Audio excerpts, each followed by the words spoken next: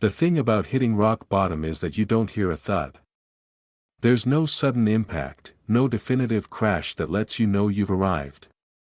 It's more like sinking into quicksand. One moment you're standing on what feels like solid ground, complaining about the mortgage and the price of gas, and the next you're up to your waist in it, the grit and the grime of your own bad decisions filling your mouth, and you're not even sure when the sinking started. For me, that quicksand was shaped like the city of Detroit. My name is Mark, I'm 34 years old, and for the better part of my adult life, I was a trucker. Not one of those long-haul guys you see in the movies, chugging coffee and popping pills to make it from coast to coast. I was a regional guy, hauling auto parts between the plants in Michigan, Ohio, and Indiana. It was a good gig. The pay was decent, the union was strong, and I was good at it. I knew the roads like the lines on my own hand. I loved the solitude of the cab, the hum of the diesel engine, the feeling of being in motion, a steady, reliable part of the great American machine. It was my identity. Mark the trucker. Dependable. Solid, that was the man Sarah married. We had a nice little house in a suburb just outside the city limits, a patch of green lawn I mowed every Saturday, a barbecue grill on the back patio. We talked about kids, about saving up for a place on one of the lakes. We were happy. Or, at least, I thought we were. Looking back, maybe the foundation was already cracked, and I was just too busy looking at the road ahead to notice the ground crumbling beneath my feet. The beginning of the end was slow, insidious. It started with the plant closures. First, a parts supplier in Toledo went under. Then a big assembly line in Flint announced layoffs. The route started drying up. My hours got cut. The paychecks got smaller. The easy rhythm of my life was disrupted, replaced by a jittery uncertainty.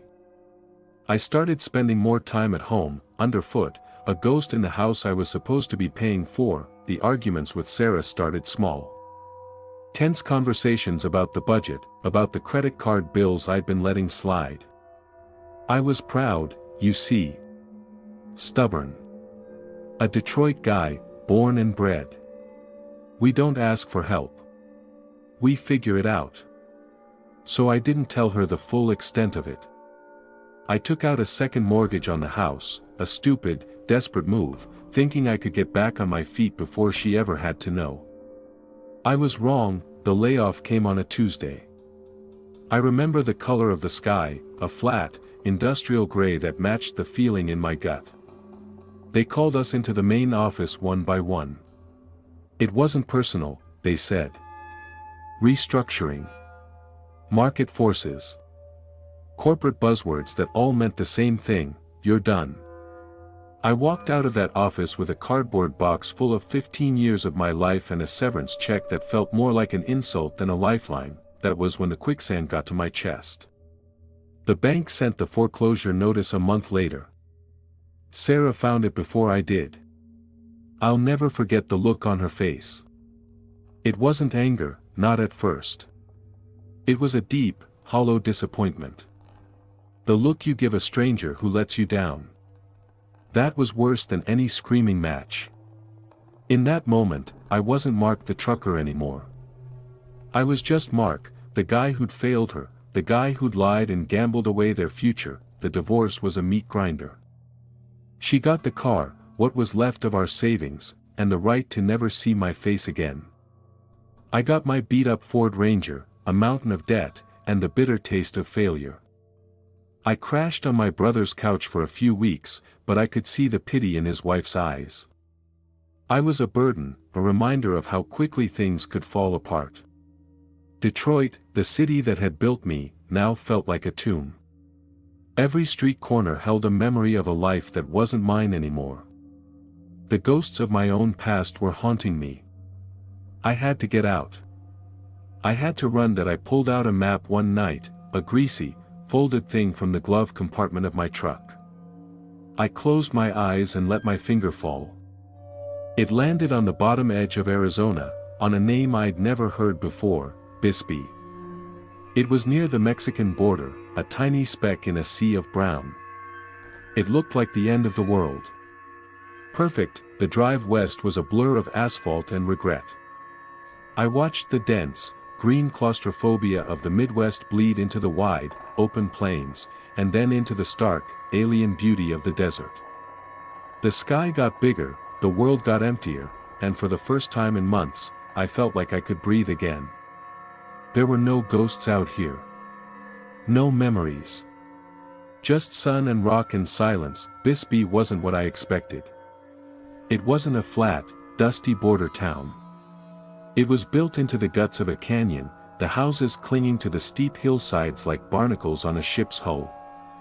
The streets were narrow and winding, a tangled maze of staircases and alleys that seemed to defy gravity. The main street, with its restored Victorian storefronts and artsy boutiques, was clearly for the tourists. But up in the canyons, where the real people lived, the town had a different feel.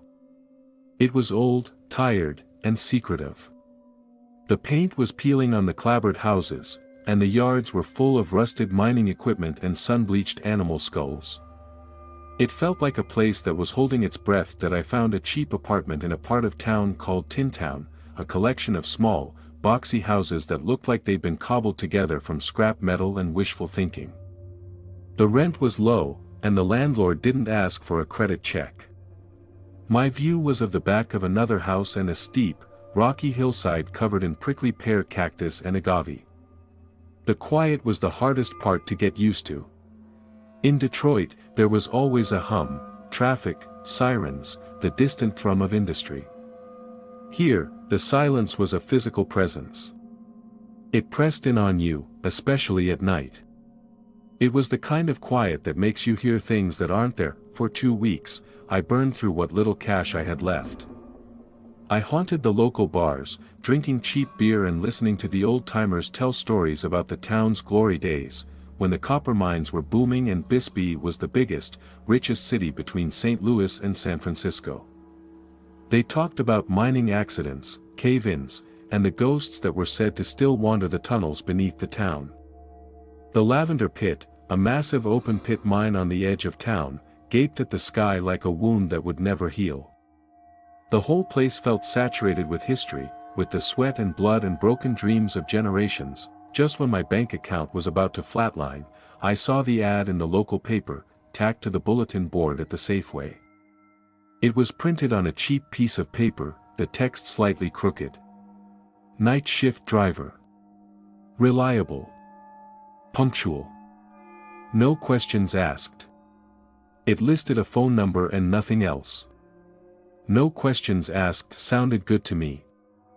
I had plenty of answers I wasn't keen on giving that I called the number.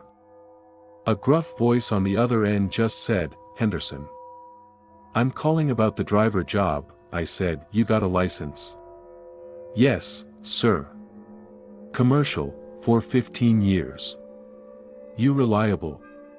"Yes, sir."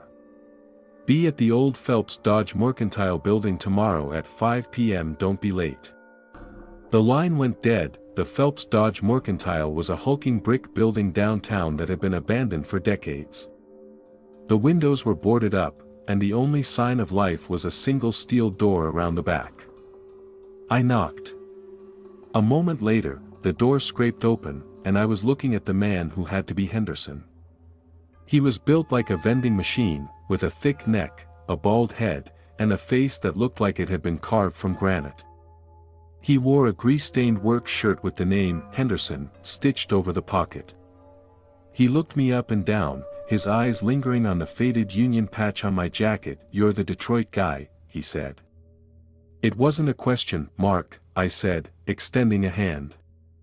He ignored it. "The job's simple," he grunted, turning and walking back into the cavernous, dark space. I followed him in. The air was thick with the smell of dust and motor oil. "There's a factory about 20 miles out in the desert. You pick up the night crew, you drive M there. You wait, you drive M back. The route sheet is in the van. You get paid cash every Friday. You mess up, you're gone. Any questions?" What's the factory make? I asked. Henderson stopped and turned. His expression didn't change, but his eyes were hard. You didn't see the ad? No questions asked. That's the first and last one you get. He led me to the vehicle. It was a white, 15-passenger van, at least a decade old. It had dents and scrapes along the sides, and the company name had been painted over with a slightly different shade of white, leaving a ghostly outline I couldn't quite make out. It looked anonymous, forgettable. The kind of vehicle you see everywhere and notice nowhere. Henderson tossed me a set of keys. She's gassed up. Your shift starts at 10 p.m. You pick up the last worker at 11:30. Drop M at the factory by midnight. They get out at 8 a.m. You have M all home by 9. The lot closes at 9:30. Don't be late. He was about to walk away when he stopped and turned back, a flicker of something, hesitation. Afterthought, in his eyes. He reached into his back pocket and pulled out a small, laminated card.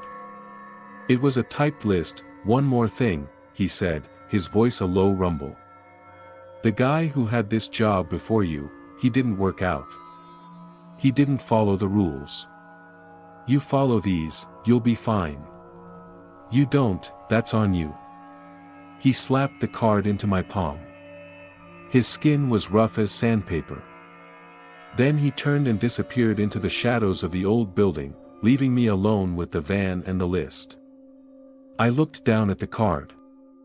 The text was stark, typewritten, and unervingly specific. Never honk the horn after midnight, keep all windows up, even in heat. Don't pick up anyone waving from the roadside, avoid the old mine road after 2 a.m. Never let a passenger sit in the front seat, turn off the radio if it switches stations on its own. Don't stop if you see lights flickering in the desert, return the van by 4 a.m. or stay inside until dawn. I read the list twice. A slow smile spread across my face. It was the most ridiculous thing I'd ever seen. This had to be a joke, a hazing ritual for the new guy from out of town. Never honk the horn after midnight. What, were they afraid of waking up the coyotes? Keep the windows up. In the Arizona desert in a van with no air conditioning? That wasn't a rule, it was a recipe for heatstroke. The rest of it was just as absurd. Avoid the old mine road, don't pick up hitchhikers, standard small-town paranoia. Don't let anyone sit up front. Maybe the seat was busted. Turn off the radio if it changes stations. A clear sign of a bad alternator. Don't stop for flickering lights. Kids playing pranks. And the last one, return by 4 a.m. or stay inside until dawn. That was the masterpiece. A curfew for a grown man. I laughed, a short, sharp bark that echoed in the empty lot. After everything I'd been through, the foreclosure, the divorce, the complete implosion of my life, a list of spooky rules from a grumpy supervisor felt like a joke. I was a professional driver. I'd navigated blizzards in the dead of winter, driven through riots, and faced down jackknifed semis on icy highways. I wasn't going to be scared by some small-town ghost stories. I tossed the list into the glove compartment and slammed it shut. Rules were for people who didn't know any better. I knew better. The first run was quiet. The route sheet was simple enough, a series of addresses scattered through old Bisbee, and a few farther out in the neighboring towns of Lowell and Warren. The people I picked up were as silent as the streets they lived on. They were mostly Hispanic, men and women with tired faces and work-worn hands. They climbed into the van with a quiet nod, found a seat, and stared out the window. They looked like people who had accepted their lot in life, people who worked all night in a windowless building in the middle of nowhere because it was a job, and jobs were scarce. They were the kind of people I understood that I tried to make small talk. Hot one tonight, huh? I'd say that a nod. See. You guys work at the factory long? A shrug. A noncommittal grunt at IT was like driving a bus full of ghosts. The only sound was the rattle of the van's engine and the sigh of the worn-out suspension. I dropped them off at the factory at 5 minutes to midnight. The building was just as Henderson had described, a massive, beige, windowless box sitting under the cold, white glare of security lights. There was no sign, no name, just a single steel door that slid open as we approached. They filed out without a word, and the door slid shut behind them, leaving me in the humming silence of the desert night that I had 8 hours to kill. 8 hours alone with nothing but a bad radio and my own thoughts for company. I leaned the seat back and tried to sleep, but my mind was racing. I thought about Sarah, about the last time I saw her, handing me a box of my old t-shirts and photos, her face a mask of polite indifference. I thought about the house, about the smell of fresh-cut grass and the sound of her laughter. The silence of the desert wasn't peaceful, it was an amplifier. Every regret, every mistake, every wrong turn I'd ever made played back in my head in high definition that I got out and paced around the van, the gravel crunching under my boots. The sky was incredible, a black velvet blanket sprayed with a billion stars, more than I'd ever seen in the light-polluted skies of the Midwest. But there was no comfort in it. The vastness of it all just made me feel smaller, more insignificant. I felt like I was the last man on earth. I checked my watch. 12:30 a.m. hours to go, the shift change at 8 a.m. was a reverse of the drop-off. The steel door slid open, and the workers filed out, their faces even more tired than before. They climbed into the van in the same ghostly silence. The sun was just beginning to crest the mountains, painting the eastern sky in shades of orange and pink, but it brought no warmth that I started the route home, dropping them off one by one at their little houses. The last drop-off was a young guy, couldn't have been more than 20. His name was Leo. He was the only one who'd even made eye contact with me. As he got to the door of the van, he paused. "Hey man," he said, his voice soft. "First night?" "Yeah," I said, surprised. "That obvious?" He gave a small, tired smile. You look a little spooked. It takes some getting used to out here." "Tell me about it," I said. Quieter than a tomb. He was about to get out when I remembered. It was a stupid impulse, a little nudge from the stubborn, rebellious part of me that had gotten me into so much trouble in my life. It was the part of me that hated being told what to do, that bristled at authority and arbitrary rules. I glanced at the clock on the dashboard. 8:15 a.m. The rule was about after midnight. The first night was almost over, and I hadn't broken a single one. It felt like a small defeat. So as Leo stepped onto the curb, I gave the horn a quick, cheerful tap. Beep beep. A little, "see you tonight" gesture. A friendly sound in the morning quiet. Leo didn't wave. He didn't smile. He flinched, hard, as if the sound had been a gunshot. He hunched his shoulders and practically ran to his front door, fumbling with his keys without a single look back. That I watched him go, a frown on my face. What was his problem? It was just a horn. I shook my head, chalking it up to another weird quirk of this weird town. I drove the van back to the lot, parked it, and got into my own truck, feeling exhausted but also a little smug. I'd survived the first night. I'd gotten a glimpse of the local color, the strange customs, and I hadn't blinked. The rules were a joke, and I was the only one in on it. That night, the confidence was still with me. The second shift felt easier. I knew the route, I knew what to expect from my silent passengers. I dropped them at the humming factory and settled in for the long wait. I'd brought a thermos of coffee and a paperback novel, determined to keep the ghosts of my past at bay. The hours ticked by. 1 a.m., 2 a.m. The desert was still and silent.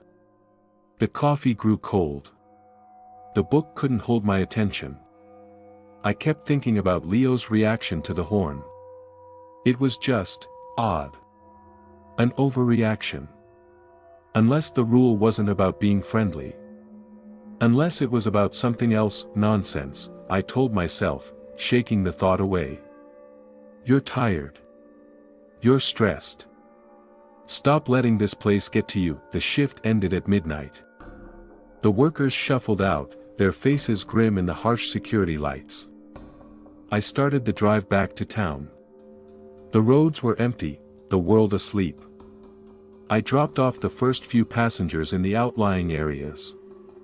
By the time I got to the winding, narrow streets of Old Bisbee, it was 12:45 a.m. I was driving down a street called Brewery Gulch, a place that had once been lined with dozens of saloons and brothels.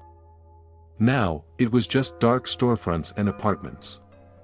The old brick buildings leaned in close, casting the street in deep shadow. My headlights cut a lonely path through the darkness that I dropped off another worker, an older woman who lived in an apartment above a closed-down art gallery. As she closed the van door, I glanced at the dashboard clock. 12:50 a.m. The first rule popped into my head, unbidden. Never honk the horn after midnight. The devil on my shoulder, the same one who told me to take out that second mortgage, gave me a little poke. Go on, it whispered. What's the worst that could happen? Prove to yourself it's all a load of crap. That it was a childish impulse, born of pride and a deep-seated need to be in control of my own reality. I was Mark, the guy who didn't scare easy. I was the guy who laughed at ghost stories. I reached out and pressed the center of the steering wheel. The sound of the horn was obscene in the dead quiet. It wasn't a friendly little beep-beep this time.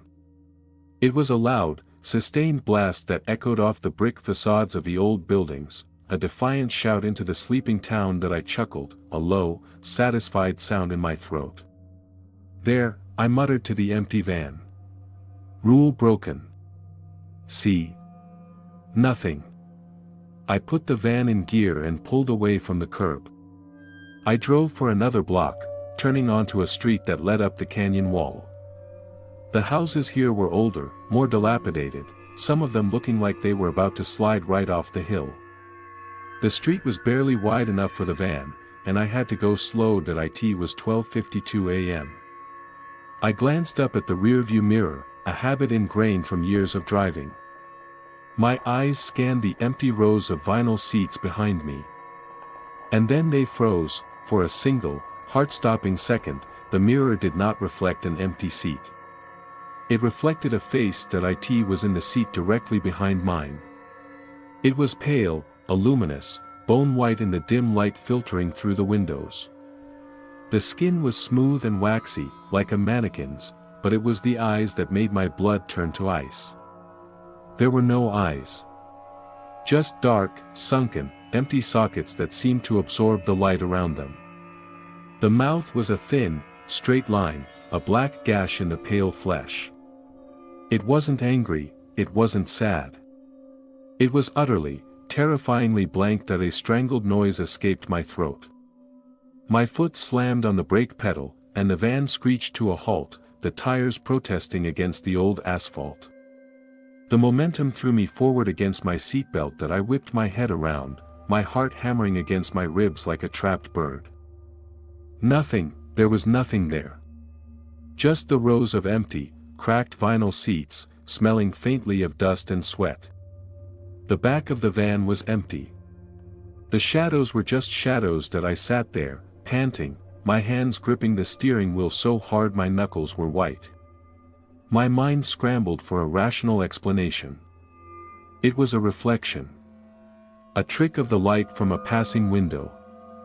I was overtired, seeing things. It had to be. It had to be, but the image was burned into my brain. The impossible pallor of the skin. The smooth, featureless hollows where the eyes should have been. It hadn't felt like a trick of the light. It had felt real. It had felt like something was looking at me. I took a deep, shuddering breath, trying to calm the frantic beating of my heart. Get a grip, Mark, I whispered, my voice hoarse. You're losing it. I forced myself to put the van in gear and continue up the hill, but the easy confidence was gone, replaced by a cold, creeping dread. Every shadow seemed to move. Every glint of light seemed to watch me. I kept my eyes glued to the road ahead, refusing to look in the rearview mirror again. I didn't want to know what might be looking back that I finished the route on pure autopilot, my mind a maelstrom of fear and denial. I dropped off the last worker and drove the van back to the lot, my foot heavy on the accelerator. The 20-minute drive felt like an eternity. When I finally pulled into the deserted lot, I didn't even do my usual walk-around check. I killed the engine, threw the keys on the floor, and scrambled out, locking the door behind me. That I practically ran to my pickup truck, my boots crunching loud in the silence. I fumbled with my keys, my hands still shaking. As I slid into the driver's seat and slammed the door, I couldn't shake the feeling that I was being watched. The feeling of those empty, eyeless sockets on the back of my neck was as real as the cold sweat trickling down my spine. As I drove away, I took one last look at the white van in my rearview mirror. It sat there under the single, buzzing security light, silent and still. It looked different now. It wasn't just an old, beat-up vehicle anymore. It was a cage. And I had to get back in it tomorrow night. That I drove back to my little apartment in Tin Town, the skepticism and bravado I'd felt just hours before completely shattered. It was one thing to hear old ghost stories in a bar. It was another thing entirely to see a ghost in your own rearview mirror. I tried to tell myself it was my imagination, but a small, terrified voice in the back of my mind knew the truth. I had honked the horn.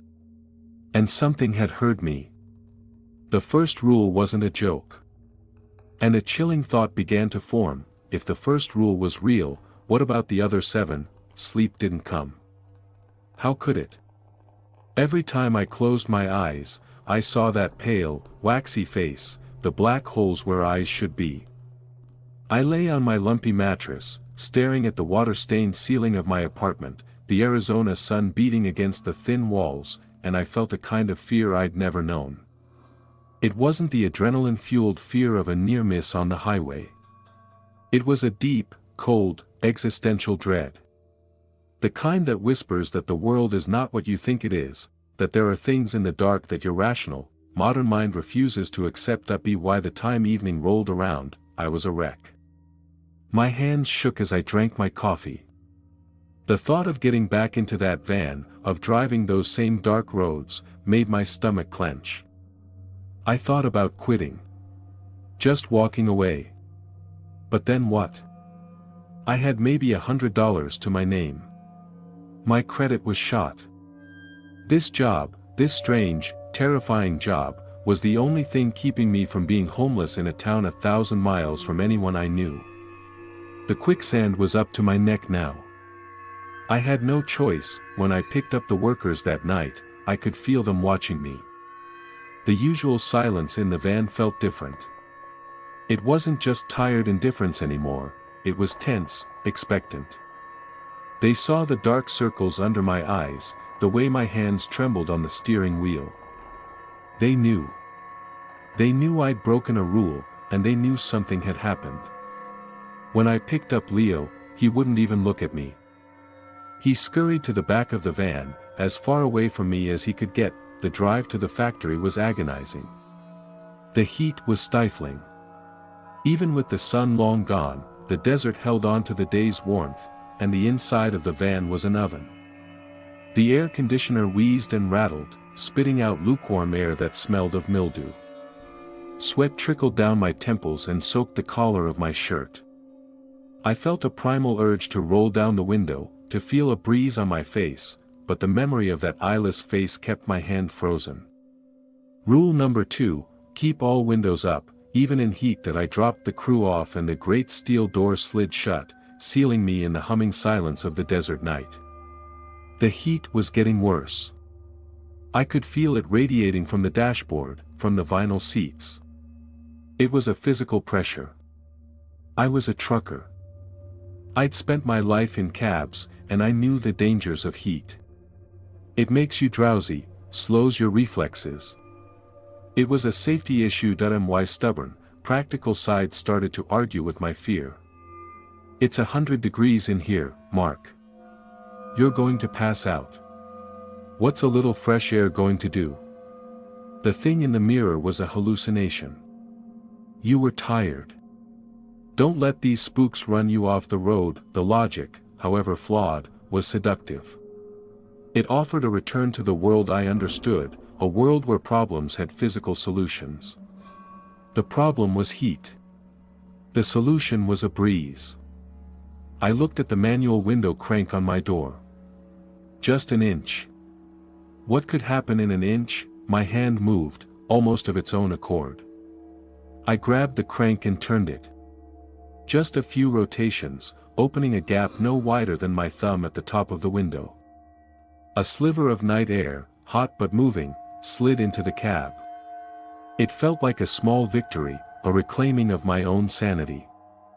I leaned back in my seat, took a deep breath, and closed my eyes for just a second. It came from the darkness. There was no sound, no warning.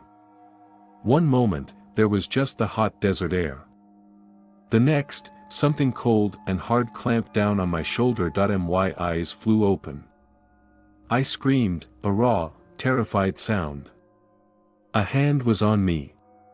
It wasn't a human hand.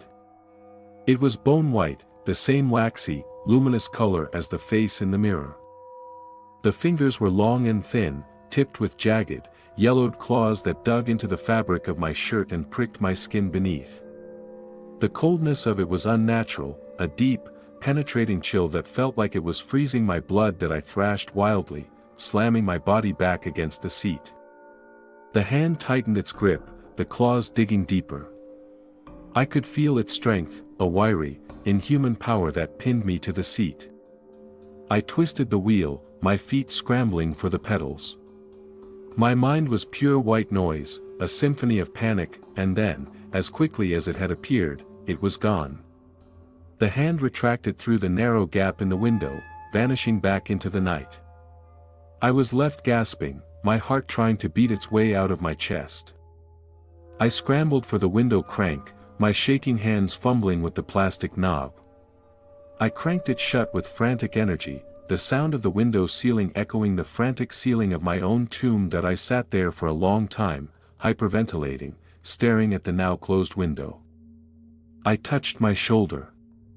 My shirt was torn, and when I pulled my hand away, my fingertips were dotted with blood. 4 small, perfect punctures. It was real. This wasn't a hallucination. This wasn't a trick of the light. It was real, and it had touched me. The rest of the night was a blur of pure terror. I didn't leave the van. I sat with the doors locked, every window sealed tight, sweating in the suffocating heat until the sun came up. When the factory door slid open and the workers filed out, they took one look at my face and knew. The whispers started then, quiet and furtive, in Spanish. I couldn't understand the words, but I understood the tone. They were talking about me. The new guy. The fool from Detroit who was breaking all the rules. The next night, I was a changed man. The bravado was gone, replaced by a raw, animal fear. I drove with a grim, white-knuckled focus. I didn't try to make small talk. I kept my eyes on the road. The rules, which I had once laughed at, were now my Bible. I was a convert to the religion of this strange, haunted road, but the road wasn't done with me. It was a Thursday night, almost 1 a.m. I was on the return trip, heading back into town on the main highway.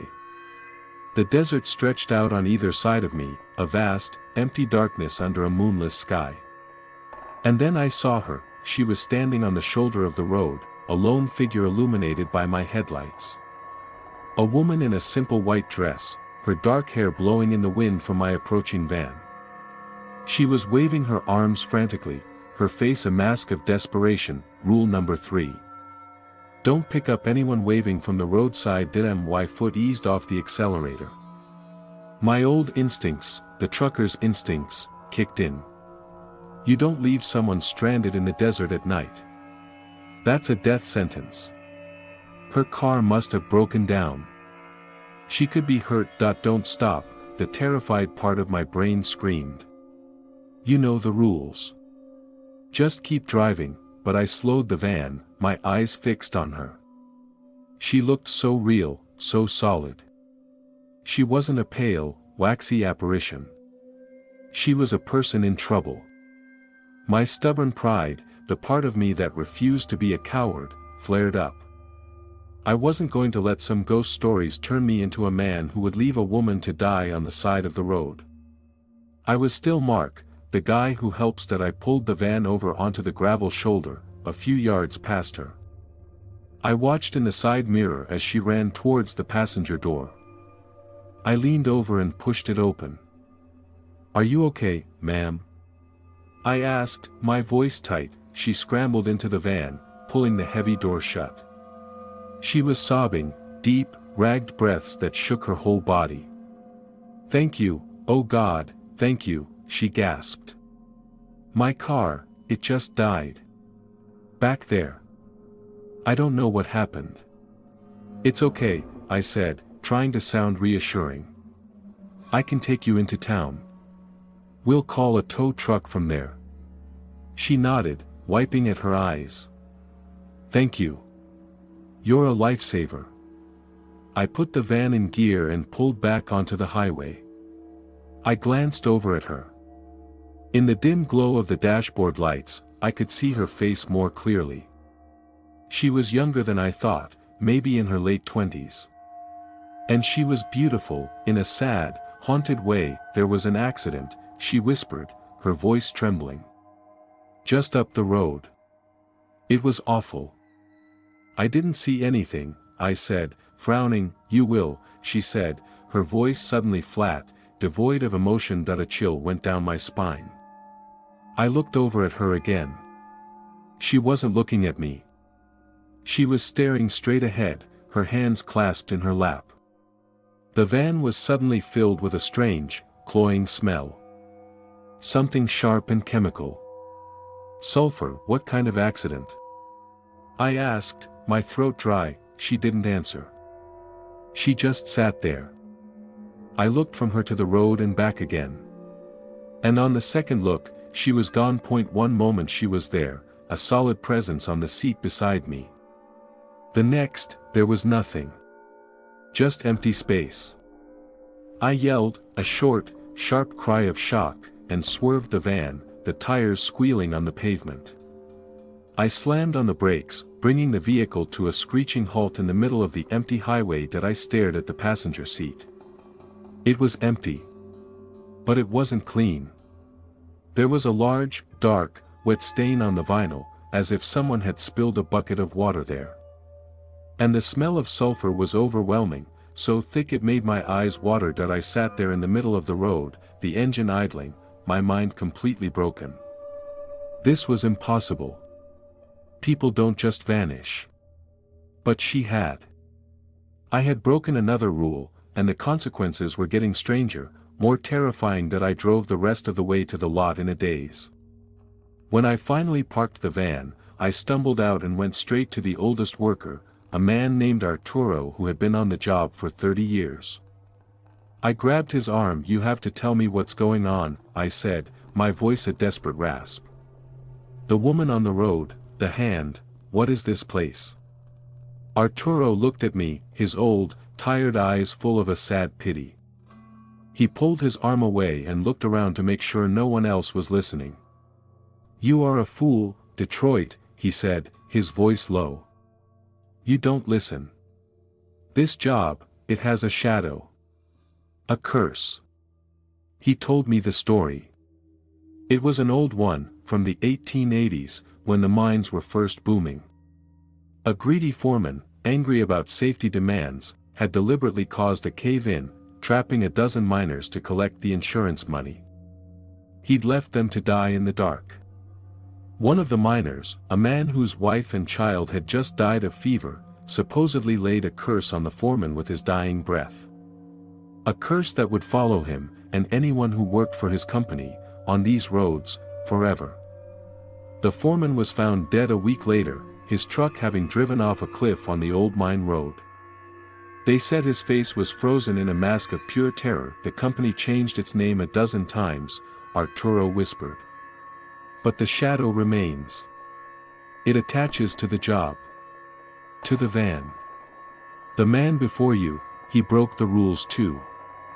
He didn't just not work out. He is gone. Vanished. One night he went out on the route and never came back. The blood drained from my face. I finally understood. Henderson's warning, the rules, the fear in the workers' eyes. This wasn't a job. It was a haunting. As I drove home that morning, the sun rising over the mountains, I turned on the radio in my truck, desperate for a normal sound, for a human voice. The radio crackled. It switched stations, from a country song to a Spanish talk show to static. Rule number 6. Turn off the radio if it switches stations on its own. I reached out to turn it off, but I froze. Through the hiss and crackle of the static, I heard something else. A whisper. It was faint, almost lost in the noise, but it was there. And it was speaking my name, Mark. The voice was dry, like sand blowing over bone. You're next, Mark, I screamed and slapped the power button, plunging the cab into silence. But I could still hear it. The whisper was in my head now. I looked at my hands on the steering wheel. They were shaking so badly I could barely drive. I pulled over to the side of the road, my body trembling with a fear so profound it felt like it was going to tear me apart. I pulled the laminated card from my wallet. The edges were worn. I stared at the list, the typed words seeming to mock me. 4 rules broken. 4 more to go. This wasn't a list of rules anymore. It was a checklist.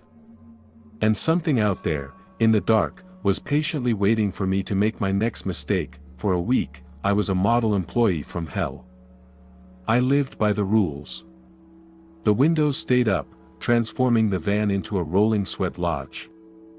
I ignored the radio, driving in a silence that was somehow louder than the whispers it replaced.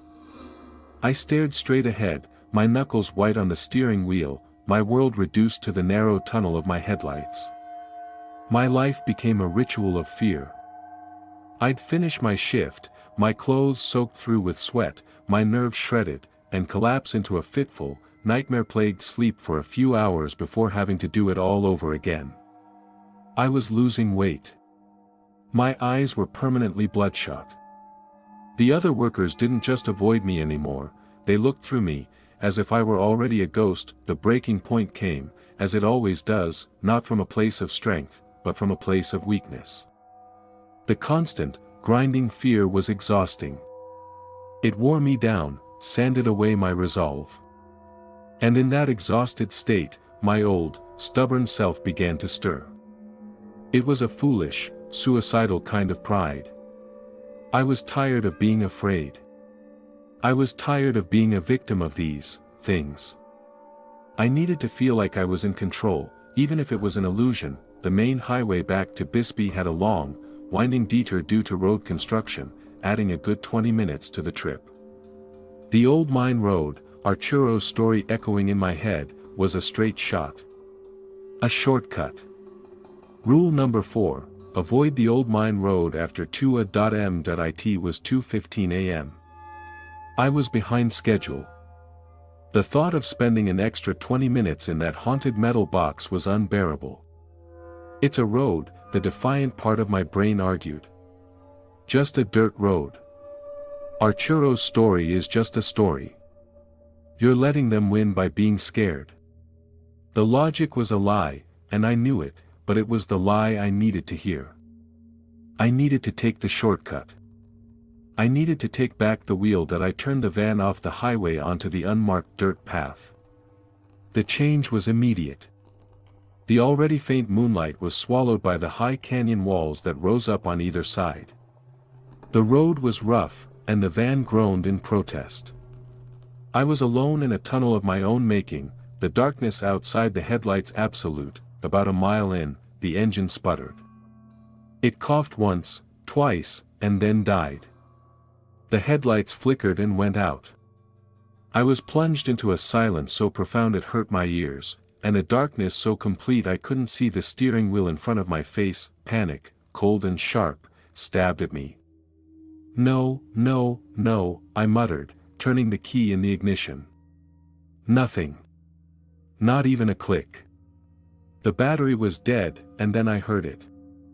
A soft tap came from the passenger side window.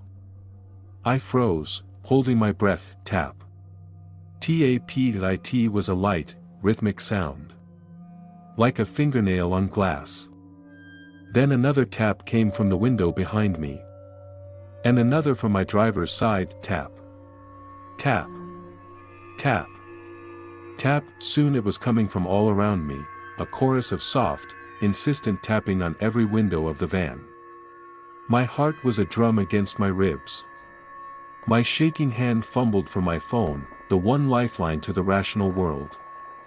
I turned on its flashlight and pointed the beam at the driver's side window. A face was there, inches from the glass.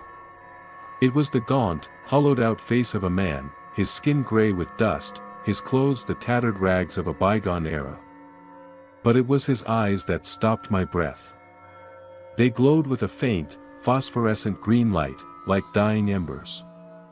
He held up a hand, and I saw he was holding a pickaxe, its metal point sharpened to a gleam. He brought it down gently, the metal tip making that soft, chilling tap against the glass that I swung the beam of light around the van. There were more of them. A dozen figures, maybe more, surrounding the van. Ghostly miners, their eyes all glowing with that same sickly green light, their faces etched with a century of misery. Each one held a pickaxe, and each one was tapping, tapping, tapping on the glass, their glowing eyes fixed on me. They weren't trying to break in.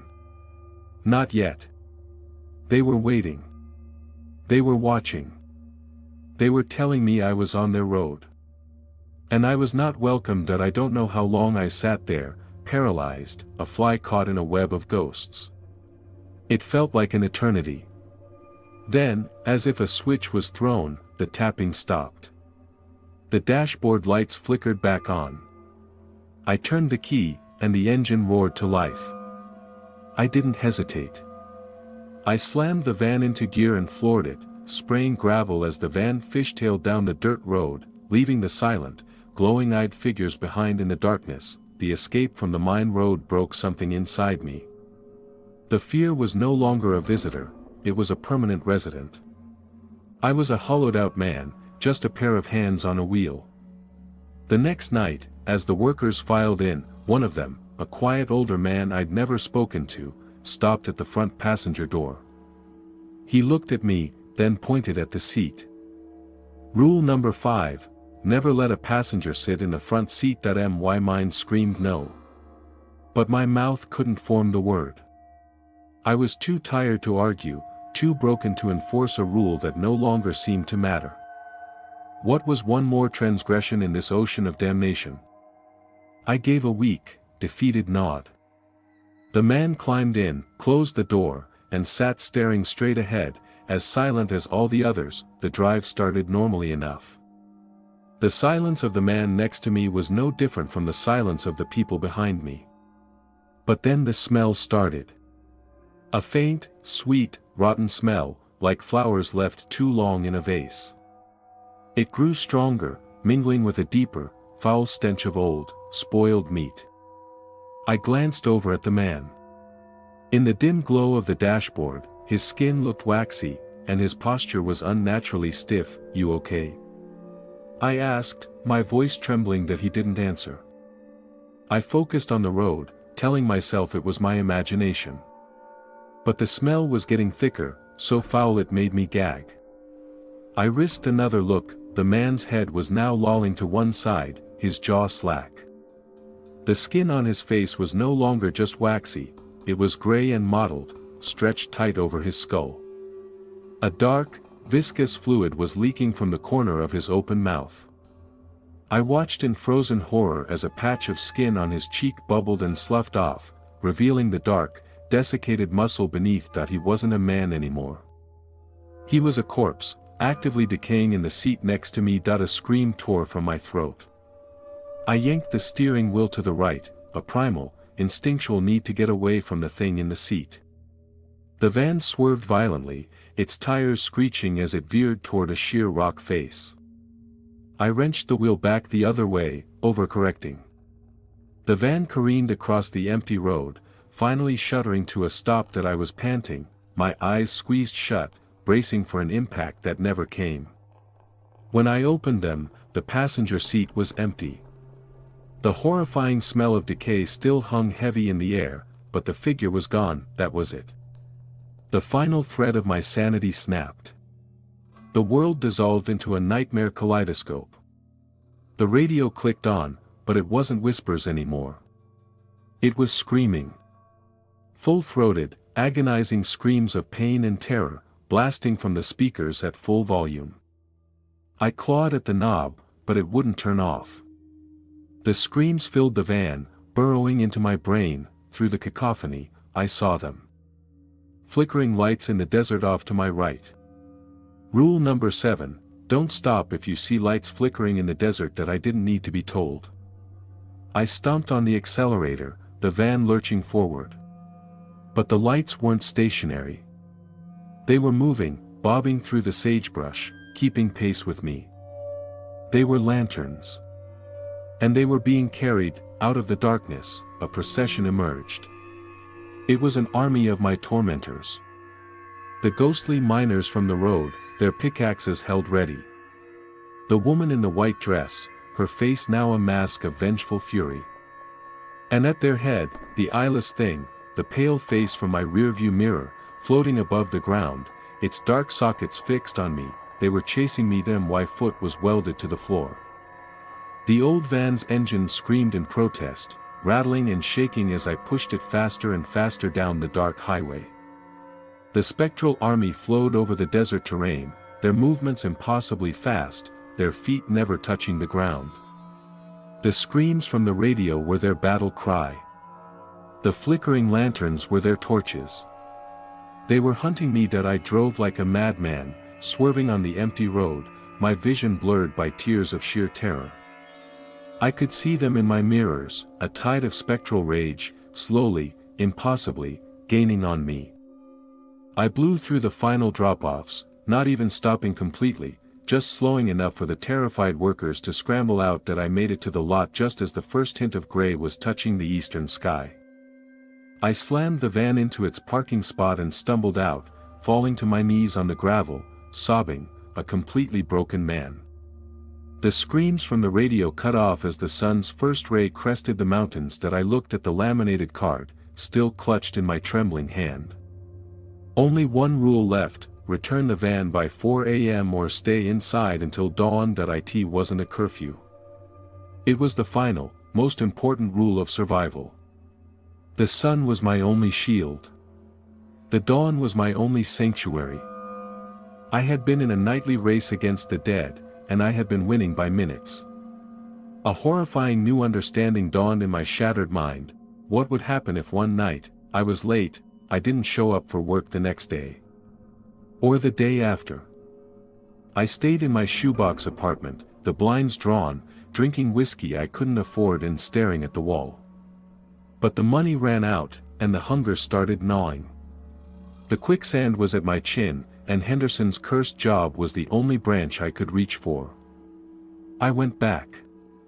I had to. The night I broke the last rule started with a monsoon.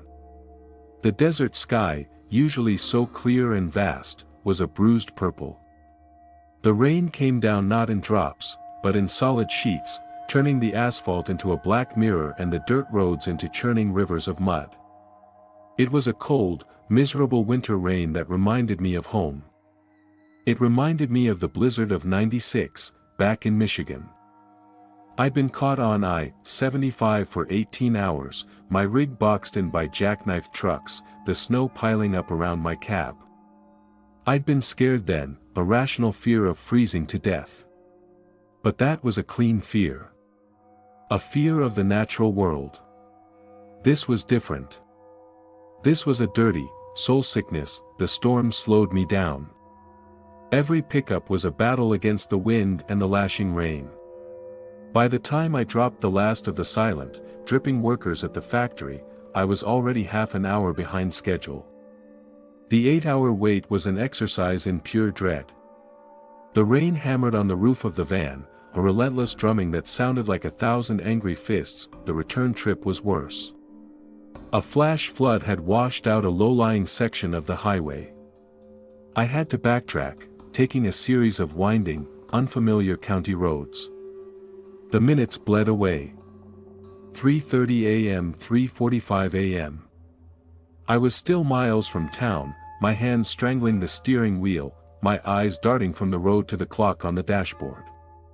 The red numbers glowed like a countdown to my execution that I dropped off the last passenger at 3:58 a.m. The lot was a 10-minute drive away. I wasn't going to make them. My heart hammered against my ribs. I could feel them, the spirits of the road, gathering in the storm. I could feel their anticipation. They had been patient. They had let me break their rules one by one, letting out the line, and now they were ready to reel me in. The clock ticked over. 4:00 a.m. Nothing happened. The rain still hammered down. The wipers still swished frantically across the windshield. I was still alone in the van. A sliver of hope, fragile and foolish, flickered in my chest. Maybe it was just a threat. Maybe the curfew was just another one of Henderson's mind games that I pulled up to the chain-link fence of the lot at 4:03 a.m. I killed the engine, my body trembling with a mixture of terror and relief. I'd made it. I was safe. That I reached for the door handle. It didn't move. I tried again, pulling with all my strength. It was locked solid. I tried the passenger side. Locked. A cold dread washed over me. I fumbled for the electronic lock button on the door panel. I pressed it. A sharp click echoed in the van, but the locks didn't disengage. They had engaged. All of them. That I was trapped. The rain stopped. Suddenly, completely. The silence that followed was deafening. And then the hammering began. Not the rain this time. This was the heavy, rhythmic thud of metal on metal. It came from the roof. Boom. Boom. Boom. The whole van shook with each impact. Dents began to appear in the ceiling above my head, the metal groaning in protest. It was the sound of pickaxes. They were on the roof. Then came the moans. Low, guttural sounds of agony and rage, coming from all around me. They weren't just outside the van anymore. They were inside my head, the collective misery of 100 years of darkness and pain. The windows, which had been streaked with rain, were now covered in handprints. Not the prints of flesh and blood, but ethereal, glowing prints that faded in and out of existence. The eyeless face appeared at my windshield, its pale skin luminous in the dark, its empty socket staring into my soul. It opened its mouth, a black, silent scream that I felt in my bones, and the hammering on the roof intensified, the metal beginning to tear. This was it. The end. They were going to peel the van open like a tin can and drag me down into whatever hell they called home.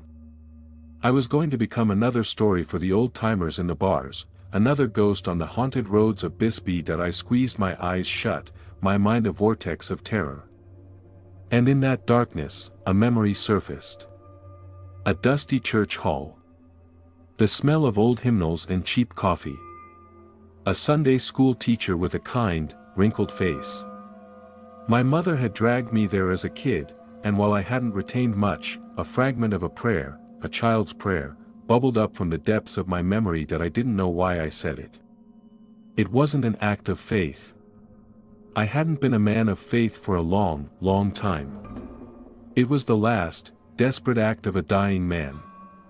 I muttered the words under my breath, my voice a hoarse, broken whisper. Now I lay me down to sleep, I pray the Lord my soul to keep. The hammering on the roof faltered for a second. I kept going, the words clumsy and half-remembered. If I should die before I wake, I pray the Lord my soul to take. The moaning lessened. The face at the windshield flickered, its features seeming to lose their solidity. A sliver of gray light touched the horizon. Dawn. I said it again, louder this time, my voice filled with a desperate, burgeoning hope. I pray the Lord my soul to take. As the first direct ray of sunlight struck the van, the face at the windshield dissolved into a scream of vapor. The hammering stopped. The moans faded into the wind.